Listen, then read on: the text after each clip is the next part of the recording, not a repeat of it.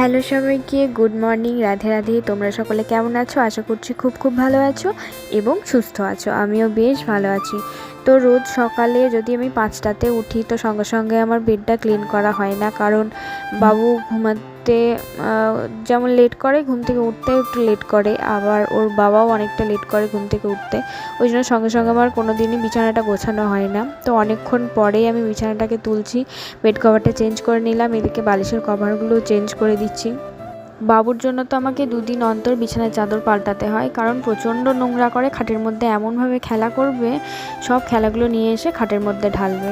তো এইদিকে আমার অনেক কাপড় জামা জমে গেছিলো, সেগুলো আমি সব কাচাকুচি করে নিলাম। এখন যাব আমি ওপরের ছাদে মেলতে, কারণ নিচের ছাদের জায়গাটা থেকে ওপরের ছাদে রোদটাও ভালো পায়, হাওয়া বাতাসটাও ভালো পায়। এদিকে এসে দেখি প্রচণ্ড মেঘ করেছে, বৃষ্টি মনে হচ্ছে এখনই নামবে, তাই আমি ছাদে আর মেললাম না। একদম ছাদের ওপর একটা ঘর আছে, তো সেখানটাতেই আমি সব কিছু মেলে দিলাম। এখানে হাওয়া বাতাসে মোটামুটি সব ভালোভাবেই শুকিয়ে যায়।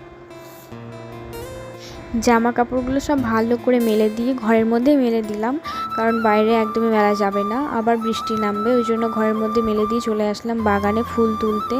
মা এখন পুজো করবে, তাই আমি ভাবলাম ফুলটাকে তুলে দিই। বেশিরভাগ দিনই ফুল তুলে দিই আর বাসনগুলো মেজে দিই, ঠাকুরের বাসনগুলো।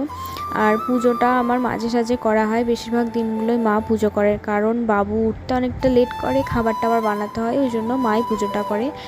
মাঝে সাঝে আমি পুজো করি। আমাদের বাগানে কিন্তু প্রচুর ফুল। আমার বিয়ের আগে অনেক ফুল গাছ ছিল, খুব সুন্দর বাগান ছিল। এখন সেগুলো সব কেটে দিয়েছে, নতুন করে আবার মা সব ফুল গাছ লাগিয়েছে। তো ফুল তোলা হয়ে গেছে, এদিকে মায়ের পুজোও হয়ে গেছে। তো এখন খাবার বানাতে হবে। এটা হচ্ছে আমার রাধা গোবিন্দ।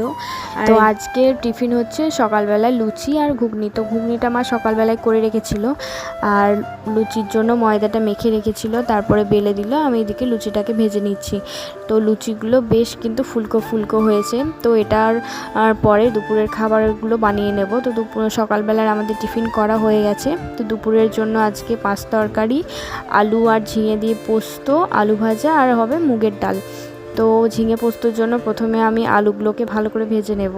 আলু ভাজা হয়ে গেলে ঝিঙে আর পটলটাকে একদম ভালো করে সেটাও একসঙ্গে ভেজে নেব। তারপরে কিছুক্ষণ মশলা দিয়ে কিছুক্ষণ সিদ্ধ করে দিয়ে দেবো পোস্ত। তো আজকের মতন এইটুকুই। কেমন লাগলো ভিডিওটা অবশ্যই জানিও।